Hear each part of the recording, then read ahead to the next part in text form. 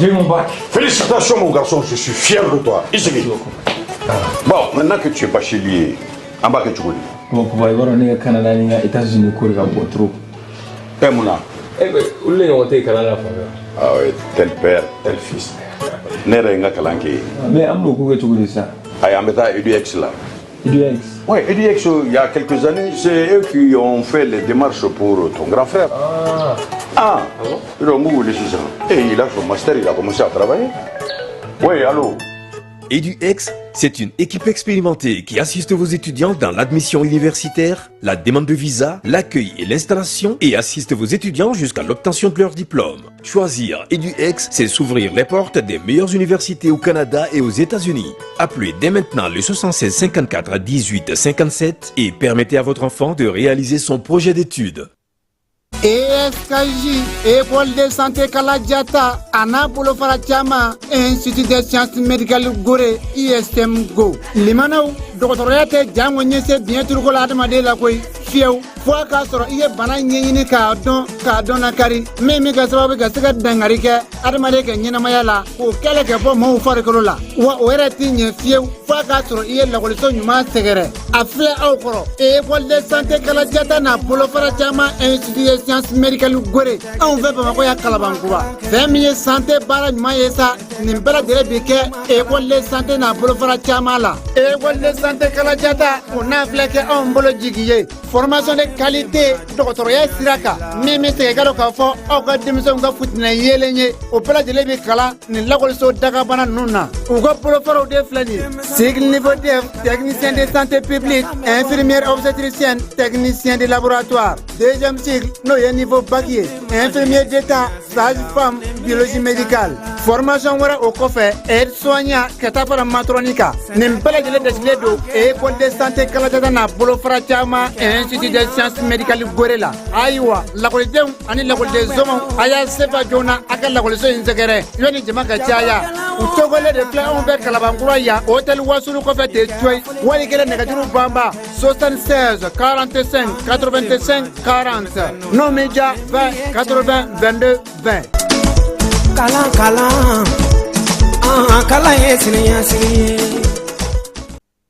Centre de formation professionnelle Kaja Sanogo, CFP-KSI Seukaufi. Demseni ka dege bolla bara la kabina fitini fogata korobaya. Ma koro kulufana dege bolla bara la fomni watija. Obela jele misega ke CFP-KSI alekona na Segu Dar Salam. Niye kalanso intaka lage. Mamu ba feka masonya dege, menuisier dege, plomberie, sanitaire, peinture bâtiment, menuisier métallique ni menuisier bois ko bela jelenge, seneta sra bela jeleni bagamara ni jegalamo, ibiseka o bela jelenke centre de formation professionnelle Kaja Sanogo la Seuka Oufei, Ouma Daouma, Minye machinisier, agricole, carrelage katafe staff ni décoration ma, nunu bela jelemeke, bayele mali minao olufana be ubulo kulu kala. Musolakaw jɔyɔrɔ ka bon u ka kalan kɔnɔna kosɛbɛ sabula npogotigi caman bɛ u y'olu dege nin waati laban ninnu na yaasa u bɛ se k'u boloma yɛlɛma cogo min n'aw b'a fɛ dɔrɔn ka aw den tɔgɔ sɛbɛn kabini u fitinin fo ka taa se u kɔrɔbalen ma a ye boli joona aw ka se Segu Medine min ye Dar Salam yɔrɔ in yɛrɛ man jan kosɛbɛ tɔn artisanal ale la Medine sugu kɛrɛfɛla la walima nɛgɛjuru sira a bɛ se ka 76 03 12 23 walima 66 03 12 23 21 73 67 96 Segu Dar Salam min centre de formation professionnelle Kaja Sanogo ye CFP-KSI ale bi maa taa yɔrɔ bɔ siniɲɛsigi o labɛnko ɲuman kama. Complexe scolaire le printemps Ɲamakɔrɔ kurani na ale dayɛlɛla nin waati na denmisɛnnin k'a daminɛ a kalo 4 ale bɛ se ka taa yen o ye u ka crèche ye maternelle ale kɔnɔna na petite section moyenne section ani grande section o bɛ fo ka se den san 2 ma o bɛɛ lajɛlen kɛrɛfɛ u ka kalanso fana bɛ n'o ye premier cycle ye ɲina o b'a daminɛ première année ka taa bila 5e année na min ye kanko ta fanfɛla la français kalan bɛ k'a kɔnɔ anglais kalan ale ni arabu kalan min ye complexe scolaire le printemps ye a dayɛlɛlen no Ɲamakɔrɔ kurani na sugu ale masuruna na denmisɛnw ka kalan tɛmɛnen kɔfɛ maa minnu bɛ yen sa n'olu b'a fɛ ka anglais kalan n'o ye anglais ye i kɛra denmisɛnnin ye o i kɛra maakɔrɔ ye o k'a daminɛ denmisɛnnin minnu bɛ 4e année fondamentale la fo kana se maakɔrɔbaw ma kalo 6 kalan bɛ kɛ olu kunna anglais la yaasa cogo min na u bɛ se ka anglais ale fɔ ka se ka a dɔn nakari o la sa kalo 6 kalan bɛ kɛ o la min ye complexe scolaire le printemps ye denmisɛnnin ncinin olu bɛ taa ye cogo min mɔbaanu olu fana bɛ taa ye cogo min ye baluku fana ye o fana bɛ se ka taa anglais kalan ye complexe scolaire le printemps ɲamakɔrɔ kurani na sugu kɛrɛfɛla la n'a b'a fɛ ka taa aw denw tɔgɔ sɛbɛn a y'aw boli joona walima aw ka nɛgɛjuru sira ale kɔngɔ 76 74 88 82 walima 76 33 84 72 complexe scolaire le printemps ale nakun ye yaasa min ye denbaw ye olu ka ko bɛɛ lajɛlen bɛ se ka nɔgɔya maakɔrɔw fana ka se ka anglais kalan min ye siniɲɛsigi ye ka o sinsin yirimajɔ ATT-bugu 759 logements olu maaw bɛ se k'a fɔ ko taare sabula min ye école franco arabu kalifa ale bɛna dayɛlɛ yen kɔni min ye denmisɛn ye ale bɛ se ka kalan kɛ arabukan na k'a kɛ tubabukan na tɔgɔsɛbɛ sara o tɛ olu fɛ yen kalo kalo maa minnu bɛ don u ka jardin d'enfant na sa olu bɛ 1000 sara kalo kalo école fana n'o o ye franco arabu kalan ye k'a daminɛ première année la sa fo 7e olu fana bɛ kalan kɛ ye o sara o ye 1000 ye kalo kalo denmisɛnninw n'o ye jardin d'enfant ye san kɔnɔna na olu ye 9,000 ye wa min ye maakɔrɔ ninnu fana ye n'o o ye maa minnu bɛ premier cycle kɔnɔna na olu fana ye 9,000 ye école franco arabu kalifa ale dayɛlɛlen don o don tɔgɔsɛbɛnninw bɛ kɛ yen min ye denmisɛnninw ka kalan kɛ ko ɲuman arabukan ale ni tubabukan na o école karamɔgɔ jolenw b'u bolo baara taabolo ɲuman kama sa u kɛlen don ka panneau solaire belebelew sigi u ka yɔrɔ la min ye jibo n'o ye château ye o fana bɛ yen yaasa denmisɛnninw ka kalan bɛ se ka nɔgɔya cogo min k'a daminɛ nin waati in na sa maa minnu kɔni bɛ yen n'olu bɛ yirimajɔ ATT-bugu sugu kɛrɛfɛla la n'o o ye 750 logements maaw ye a ye boli joona a ka taa denw tɔgɔ sɛbɛn sabula tɔgɔsɛbɛ sara o ye fu ye olu fɛ yen kalo sa 1000 kɔni i b'o sara i den a ka kalan na n'a ka di i ye kalo saba fana i b'a sara walima i bɛ se k'a bɛɛ lajɛlen sara siɲɛ kelen min ye école franco arabu kalifa ye ale dayɛlɛ kun ye yaasa u ka denmisɛnw u ka siniɲɛsigi u ka diinɛ ko u ka diɲɛ faamuko ɲuman u bɛ se ka kɛ cogo min ni maa min b'a fɛ k'i den tɔgɔ sɛbɛn walima ka ɲininkali kɛ ka faamuyali k'a ko la i bɛ se ka nɛgɛjuru sira ale lajɛ 91 23 73 50 walima 89 44 38 88 école kalifa franco arabu ale nakun ye aw ka denmisɛnw ka siniɲɛsigi o banbali ye diinɛ faamuyako ɲuman min ye ka diɲɛ dayɛlɛ u ye sabula olu fɛ yen kalan ani denmisɛnw o de bɛ fɛn bɛɛ lajɛlen ɲɛ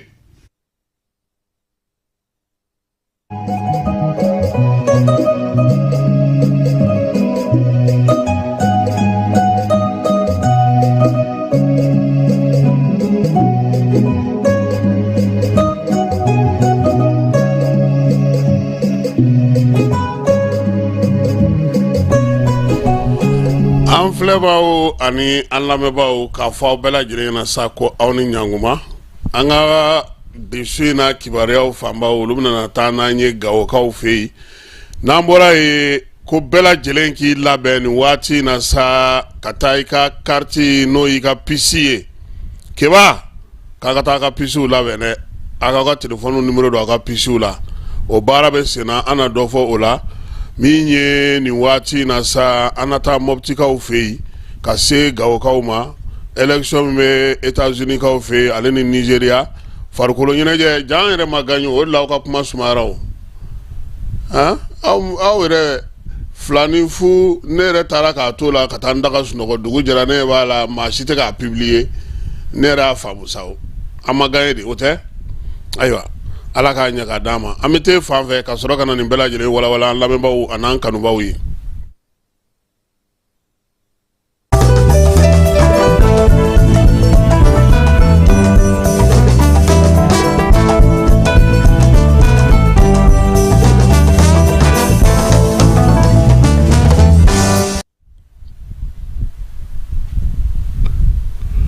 ayiwa an y'a fɔ an na cogo min an b'an ka bi kibaruya daminɛ ni Gawokaw fɛ yen keba i b'a dɔn k'a fɔ nin kalo in kalo salen o tile 21 min ye sɔrɔdasi ɲɛmaw ye u bɛɛ lajɛlen caman ye jala sɔrɔ Gawokaw olu ka gouverneur n'o ye Musa Moriba Traoré ale fana sɛmɛ jala in na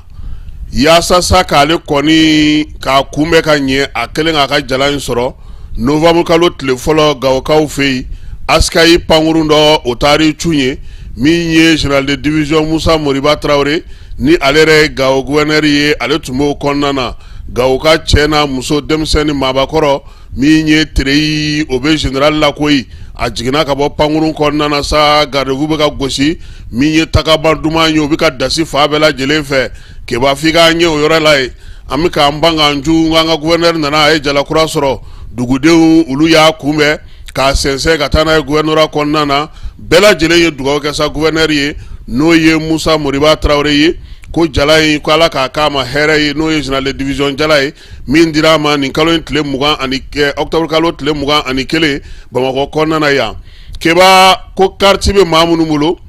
k'a fɔ pisi bɛ maa minnu bolo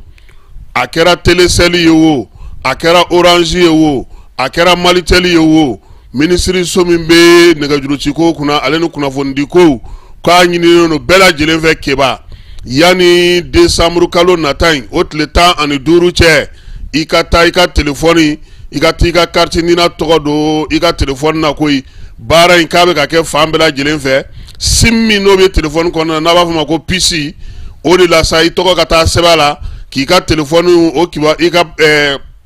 carte nina walima i ka carte biométrique k'o kibaruyaw don i ka PC kɔnɔ ko sabula a yera nin waati laban in na keba an ka jamana kɔnɔ kuntanko ko kalantanw ko jateminɛ balu fɛn caman bɛ yen k'o bɛ ka kɛ bi sabula min ye PC lankolonw ka ca PC bɛ maaw bolo jatigila t'u la kuntilenna t'u la baara jugu bɛ ka kɛ n'o ye ko yaasa ka se ka o ban sa k'a ɲininen don bɛɛ fɛ sa maa o maa ni telefɔni b'i bolo ni PC de b'a kɔnɔ telefɔni PC t'aw bɛ yen dɛ portable ko tɛ ɔ k'i ka taa n'i ka bon keba nina est-ce que nina b'an bɛɛ bolo bon o fana ye problème wɛrɛ ye nka a kɔni bɛ minnu bolo ko bɛɛ lajɛlen ka boli ni waati nin don ninnu ka di ye dɛ e n'u ka di dɛ ya on s'en parle ayiwa ko bɛɛ lajɛlen Telecel Malitel Orange ko bɛɛ lajɛlen ka taa n'i ka nina ye a kibaruyaw ani ka PC kibaruyaw bɛɛ lajɛlen ka kɛ kelen ye non tɛ ni décembre kalo tile 15 n'o tɛmɛna keba k'a sɔrɔ i ma taa n'a ye i bɔra PC ntanya na dɛ i bɛ taa PC kura ɲini wa a dun na i man teli k'i ka numéro kɔrɔ ale sɔrɔ ɲɔgɔn dɛmɛ ni kɛrɛfɛden kalo hukumu kɔnɔna na kɔrɛni ni ale ye an ka jamana ale kɔrɔnfɛlamaw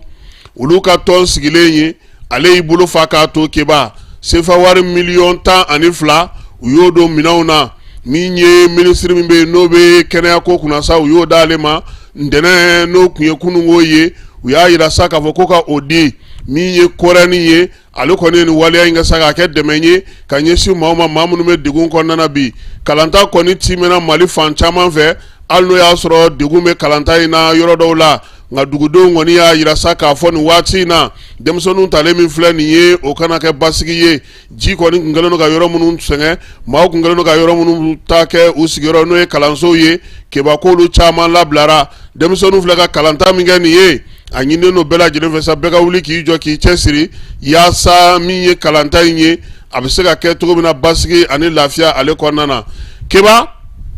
an bɛ taa polisiw an bɛ taa Dar Salam min ye tribunal min sigilen n'o ye finitigilakaw kama tribunal militaire tɛ yan olu ye kiiri kɛ kiiri min ni o ye tali kɛ surasi dɔ la keba surasi in sijɛrɛbara a ye min kɛ a ye walimoto de suɲɛ walimoto suɲɛnen a fɛ u y'a bila san 3 kaso la min ye sefa wari 80,000 ye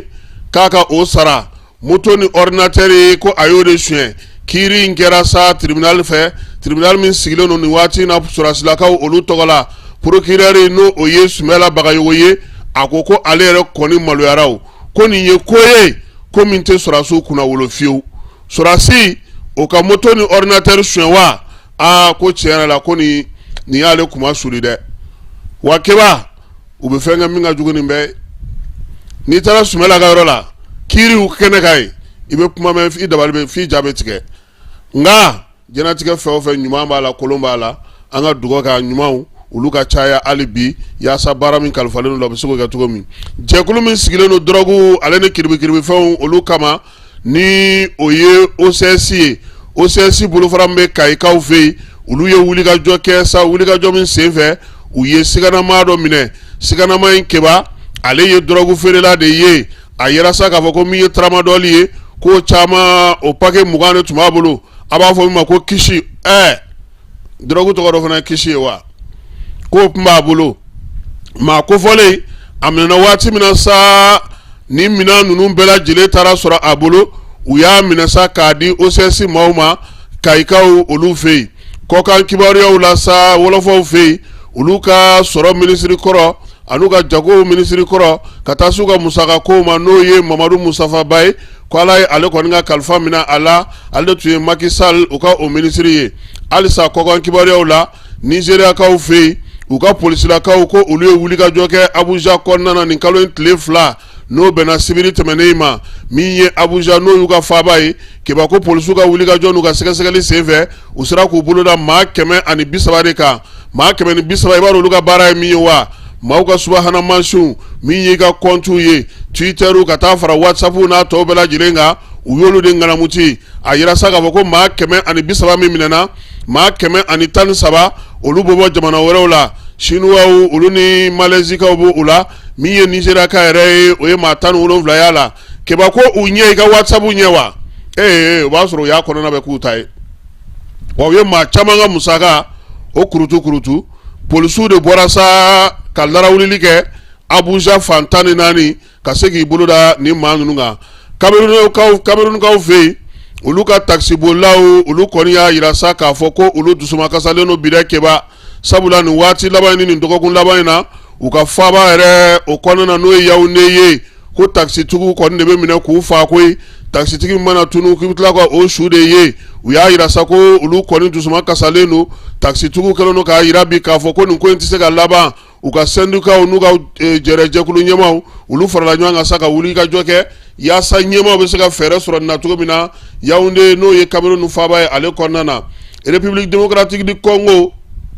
jɛkulu min bɛ yen n'o ye jɛkulu marafatigi ye M23 u y'a yira sa k'a fɔ ko olu senkɔrɔma dondolen don Wurandakaw fɛ u ka dugu min bɛ yen n'o ye Kamandi ye Kamandi jiti n'ale bɛ Kivu fanfɛla la ko kabini dimanche tɛmɛnen keba ko M23 maaw ye yen minɛ k'o k'u sigiyɔrɔ ye koyi dugu in donda n'a bɔda bɛɛ lajɛlen ye ko a bɛɛ lajɛlen kɔni kɛlen don u ta ye nin waati in na wa u senkɔrɔma dondolen don Wuranda ale fɛ Guinée équatoriale kaw fɛ yen keba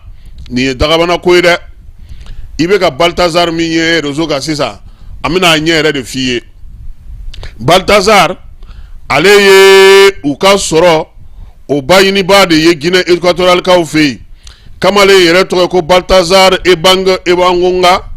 ale ka baara bɛnna mun ma u ye subahana mansi minnu san ani caméra de surveillance minnu san sa k'o ka se ka kɛ ka mɔgɔw la kɔlɔsi u ka yɔrɔw la keba ale ye o de ɲɛsin a yɛrɛ ka baara ma koyi min ye cɛnimusoya waleya min bɛ tɛmɛ ani maaw ni ɲɔgɔn cɛ ko a y'olu de jaw ta video min kɔni b'a bolo sa ko n'o taara y'a bolo a bɛ se video 400 ma waleya cɛjugu maaninfinw halakilen min ye musow ye olu ka hakɛw bɛɛ lajɛlen burujalen ko nin video minnu minɛn'a bolo sa kamalen tɛgɛ dara a kan Guinée équatoriale nka ko maa caman k'o ka furu b'a ko da fɛ dɛ n'an bɔra Guinée équatoriale an bɛ taa Éthiopie kaw ka cour suprême maaw olu y'a yira sa k'a fɔ ko Addis Abeba kaw fɛ yen a bɛ dɔgɔkun damadɔ bɔ sa maa minnu bɛ yen n'olu kɔni bɛ silamɛfiniw biri u kunkolo la ka taa ekɔlisow la k'olu kun gɛnna ka bɔ ekɔlisow kɔnɔna na min ye silamɛw ye olu ye wulikajɔ kɛ k'a yira sa k'a fɔ ko o ti bɛn min ye cour suprême maaw ye u y'a yira k'a fɔ ko maa ninnu n'o ye denmisɛnninlakaw ye k'u ka t'u ka kalan kɛ ni kun birilen de ka d'u ye u ka taa n'o ye ni jalaba de doni ka d'u ye u k'o kɛ ni hijabu ka d'u ye u k'o kɛ u ka fini k'u ɲɛda datugu n'a ye yaasa cɛ wɛrɛ ka n'u ye ko o y'u ka hakɛ ye kuuru ko k'u ka fara u la dɔgɔkun damadɔ kalan u kun gɛnna ka bɔ kalanyɔrɔw la nin waati in na sa yirala k'a fɔ k'u ka taa kalan kɛ hɛrɛ ani baden kɔnɔna na faransikanw fɛ min ye u ka sisteronkaw fɛ ye Alpes de Haute Province la sa ko mobili dɔ kɔni kalela kun kan ye mobili e ko keba mobili kalela kun kan tɛ kojugu ye koyi mobili boliba yɛrɛ de taara i yɛrɛ sɔrɔ kaburu dɔ kɔnɔna na sa ko mobili volant de tilara la pewu k'a kale n'a ye ale yɛrɛ taara i yɛrɛ sɔrɔ su cɛla kaburu dɔ la ye ayiwa komi a ma sa a na kɛ don makɔnɔ na Arabi Saoudite kaw fɛ yen Arabi Saoudite ale n'a dɛmɛbaga jɛkulu minnu bɛ yen ni olu bɛ pétrole feere kɛ k'u kun ye pétrole baara mun daminɛ sa n'o ye ka pétrole barikon caman $2 ani kunkanfɛn sigi sen kan k'u y'o bɔ a dɔgɔkɔrɔ koyi ko yaasa u ka se ka wuli ka jɔ kɛ ka cɛsiri kɛ min ye pétrole barili ye o $2 ani kunkanfɛn k'u kan ka o de sigi sen kan waleya in kɛkun ye min sa yaasa sugu kɔnɔna na maaw bɛ se cogo min na ka barikon pétrole caman sɔrɔ Arabi Saoudite ka bɔ ale n'a dɛmɛbagaw olu yɔrɔ États-Unis kaw fɛ yen kabini dugu jɛra maaw bɛ kalata la ye keba novembre kalo tile 5 tɛ sa wa Donald Trump ale ni Kamala Harris olu karilen no ɲɔgɔn na min ye républicains ye olu kɔni y'a yira sa k'a fɔ ko namara kɛra olu la bɔlɔlɔ sira dɔw fɛ ko ye keba nka u y'a yira sa k'a fɔ ko kalata kɔni basigi ni lafiya k'o kɛra yɔrɔ caman na jaabi kunfɔlɔw ko olu kɔni ye bɔli daminɛ min ye farafinna yan lasigidenso minnu bɛ Américains tɔgɔ la maaw ye kalata kɛ olu kɔnɔna na diɲɛ fantan 4 fɛ fana u ye kalataw kɛ olu kɔnɔna na kalata ye n'o y'a sɔrɔ Kamala Harris ale ni Donald Trump bɛ ɲɔgɔn na keba min ye sénateur ye olu ka sigili bɛ a la gouverneur kuraw sigili bɛ a la ka taa se u ka jɔyɔrɔ caman ma ale ni sɛbɛn minnu bɛ yen n'olu kan ka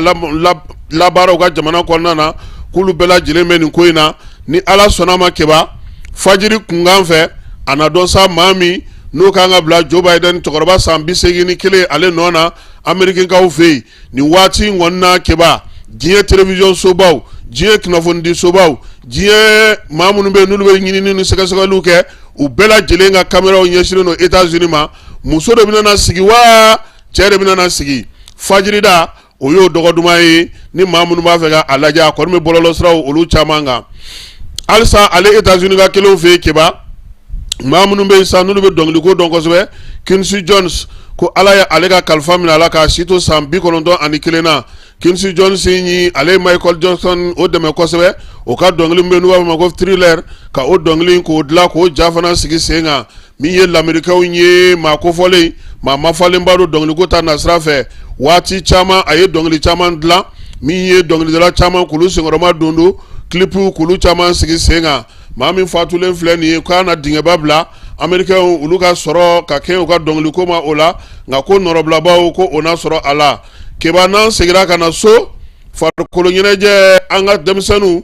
olu kɔni batira Senegalikaw fɛ 4-5 penalty tan na balontan daminɛna yɔrɔ min anw ye 2-0 kɛ olu la an taara sɛgɛnnafiɲɛbɔ la Senegal nana ka na dɔ bɔ a ji la Senegal y'i to la k'a kɛ 2-2 ye anw ye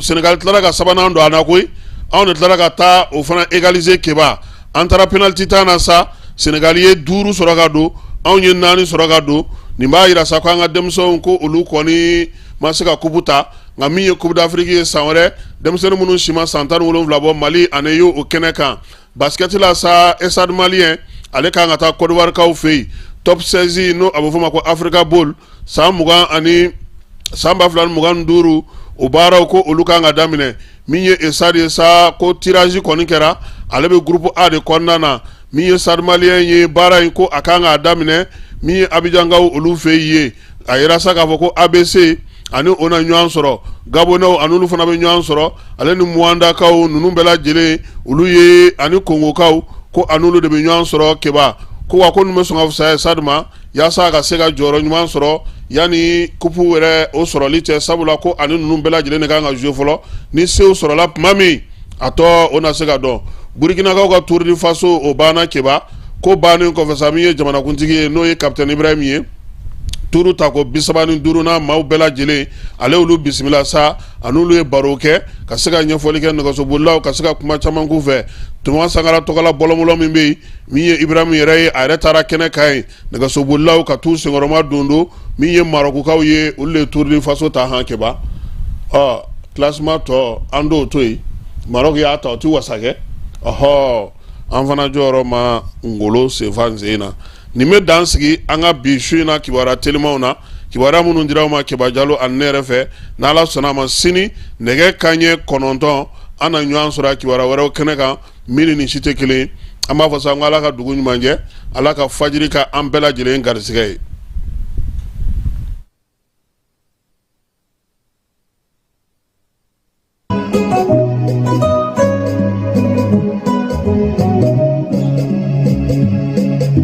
Yirimajɔ Atetebugu 759 logements olu maaw bɛ se k'a fɔ ko tare sabula min ye école franco-arabe kalifa ale bɛna dayɛlɛ yen kɔni min ye denmisɛn ye ale bɛ se ka kalan kɛ arabukan na k'a kɛ tubabukan na tɔgɔsɛbɛ sara o tɛ olu fɛ yen kalo o kalo maa minnu bɛ don u ka jardin d'enfant na sa olu bɛ 1000 sara kalo o kalo école fana no o ye franco-arabe kalan ye k'a daminɛ première année la sa fo 7e